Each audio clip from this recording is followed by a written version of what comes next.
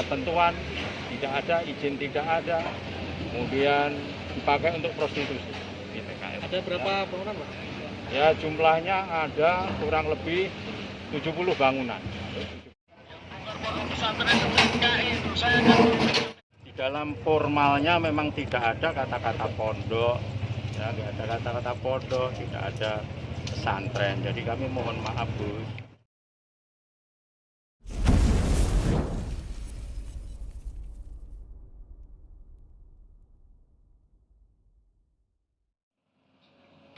Akhirnya pemerintah daerah Kabupaten Pati ambil sikap meratakan bekas tempat praktek prostitusi Lorok Indah Turut Desa Margorejo, Kecamatan Margorejo, Kabupaten Pati, Jawa Tengah rata dengan tanah. Pemerintah daerah meminta pemilik bangunan untuk melakukan pembongkaran secara mandiri mulai Desember tahun 2021 tahun lalu hingga mundur tanggal 31 Januari tahun 2022. Namun mundur hingga Kamis tanggal 3 Februari baru dilakukan pembongkaran dengan penjagaan yang ketat dimulai dari pintu masuk kawasan bekas tempat praktek prostitusi. Pembongkaran dimulai dari pagi hari pukul 5.30 waktu Indonesia Barat, dari Gang 1. Dengan menggunakan 11 alat berat jenis ekskavator untuk melakukan pembongkaran. Agenda pembongkaran dipantau langsung oleh Bupati Pati Haryanto, Kapolres Pati, dan Dim 0718 Pati serta jajaran dan instansi terkait lainnya. Pembongkaran berjalan kondusif dan lancar karena disertai penjagaan yang ketat dengan diterjunkan ribuan personel gabungan dari TNI, Polri, Satpol PP serta Ormas NU dan Muhammadiyah Pati.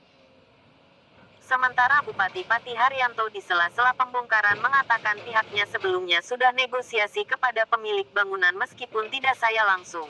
Ada camat, ada kepala Satpol PP tapi tetap saja tidak diindahkan. Dan saya sendiri juga pernah mengadakan negosiasi dengan perwakilan namun juga tidak diindahkan. Dan hal itu juga sudah saya beri surat peringatan ke-1, ke-2 dan ke-3. Yang kemudian dikasih waktu lagi penetapan pembongkaran mandiri juga untuk mengambil barang-barangnya namun juga tidak diindahkan. Maka sesuai dengan aturan dan mekanisme peraturan daerah, peraturan gedung, maka hari ini kita bongkar, sesuai dengan aturan peraturan yang ada. Tentunya karena saya melaksanakan tugas, ketentuan tidak ada, izin tidak ada, kemudian dipakai prostitusi. Jumlahnya ada kurang lebih 70 bangunan. Semuanya nanti akan dibongkar tidak terkecuali dan ini pembongkaran sudah mencapai 3/4 dari bangunan yang sudah dibongkar. Untuk pembongkaran kita terjunkan 11 alat berat sesuai SOP dan prosedur yang ada. Masalah sedikit perlawanan ya wajarlah mungkin karena punya rasa kecewa. Namanya juga punya bangunan atau aset itu wajar. Namun dalam hal ini kita bicara pada aturan dan peraturan. Bukan dari hati ke hati. Karena dari hati ke hati sudah kita sampaikan pada awal namun tidak diindahkan. Untuk mantan penghuni sudah kita pulangkan jauh-jauh hari. Kan rata-rata bukan penghuni warga Pati. Di sini saya tidak mengambil lahan karena lahan itu miliknya pribadi. Yang jadi permasalahan di sini adalah bangunan liar dipakai untuk prostitusi. Tegas Bupati Haryanto. Ya, sebelumnya juga sudah negosiasi, sekalipun tidak saya langsung. Ada yang lewat camat, ada yang lewat Kasatpol, dan saya sendiri pernah mengadakan komunikasi perwakilan. Namun karena tidak diindahkan, ya sudah dikasih kesempatan peringatan pertama, kedua, ketiga, kemudian dikasih waktu lagi penetapan pembongkaran 1 bulan untuk mengambil barang-barangnya, tidak diindahkan. Ya sesuai dengan aturan dan mekanisme Perda bangunan gedung, oleh karena itu hari ini kita bongkar sesuai dengan aturan peraturan perundang-undangan yang ada. Oleh karena itu saya ya tentunya karena saya melaksanakan tugas.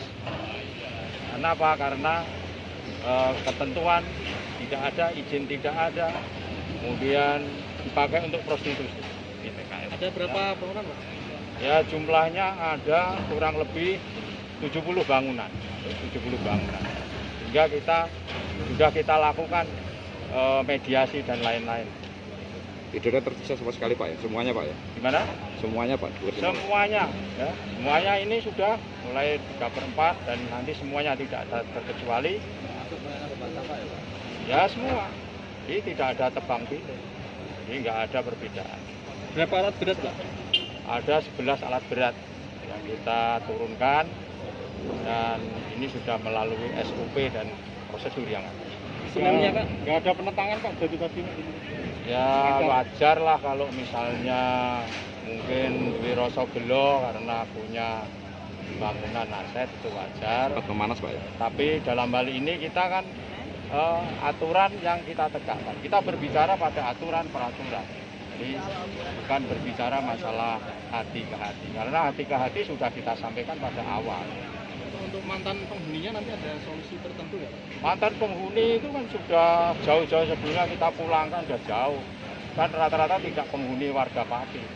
Saya sudah berusaha dengan Pak Wakil, kita mediasi, yang mau laundry kita kasih order 50% di Hotel Sapin.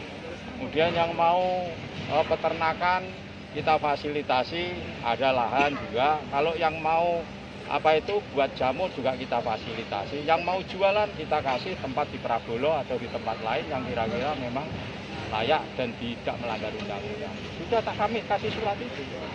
Jadi pemerintah daerah sudah berupaya untuk dalam hal ini. Setelah ini lahannya boleh dipakai apa, Pak? Ya lahan pertanian. Saya tidak mengambil lahan karena lahan itu adalah miliknya pribadi. Yang kita persoalkan adalah bangunan liar dipakai untuk prostitusi.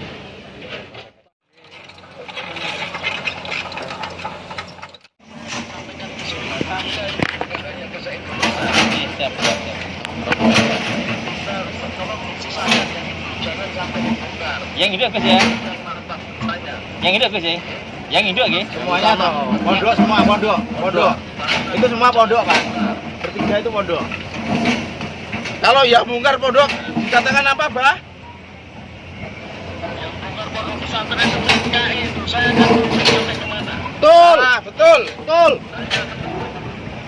Dan anak-anak itu dilindas sama pelaku, nanti saja kalian akan pesantren. Siap, Bah? Siap. Gitu aja Gus. Saya mau pengertiannya ini Pak Kepala. Siap. Sabar, kita rembukan saya Pak. Saya lagi rembukan sama Presiden Istana Negara. Terima kasih Gus. Saya Pak turun nanti saya rembukan. Kalau rembukannya enak, kita pasti enak.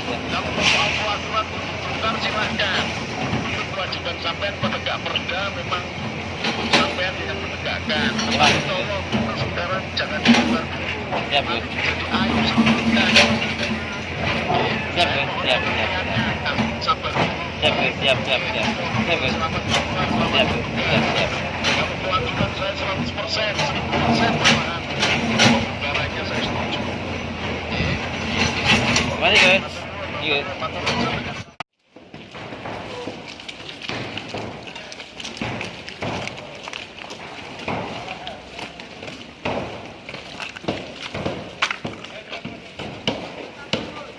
Entah memanah undang-undang maupun perda.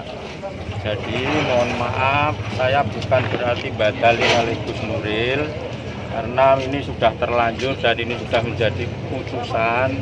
Jadi saya mohon maaf yang setulus-tulusnya kepada Gus Nuril. Karena di dalam formalnya memang tidak ada kata-kata pondok, ya, tidak ada kata-kata pondok, tidak ada pesantren. Jadi kami mohon maaf Gus. Saya cukup nanya untuk bangunan induknya Pak Bupati.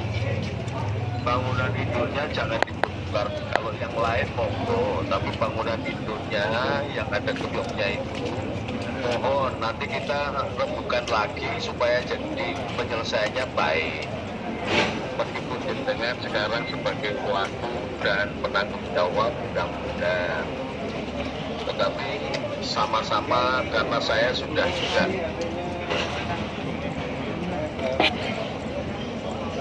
Ya karena nanti kan menjadikan iri yang lain Gus.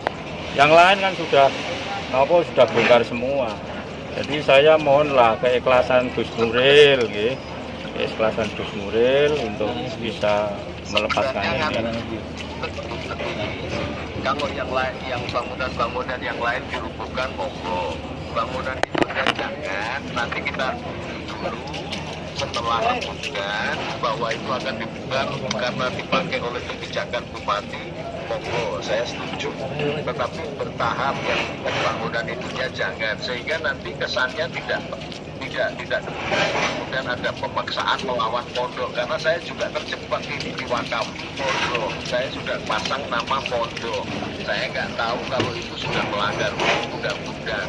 Nah, kalau kemudian ini berhadapan pondok pesantren dengan Pemda nanti jadi jelek, maka saya mohon yang induknya saja jangan dibongkar, yang lain monggo, saya nggak masalahkan. Pak Bupati. Kalau itu kan nano Gus ya, kalau di formalnya kan memang kan kemarin saya matur Gus Nova itu kan dipinjamkan, diagunkan di bank. Kemudian bahkan tanah itu bukan atas nama Pak Mustafa, atas namanya adalah Kusniati. Nah, itu. Jadi kami ya karena ini sudah menjadi keputusan, kami juga mohon maaf yang setulus-tulusnya dalam hal ini. Bukan saya badali sama Gus Nuril, saya selama ini tawadu, cuman karena ini saya melaksanakan perintah undang-undang maupun perda, saya juga mohon izin dan mohon melaksanakan tugas ini.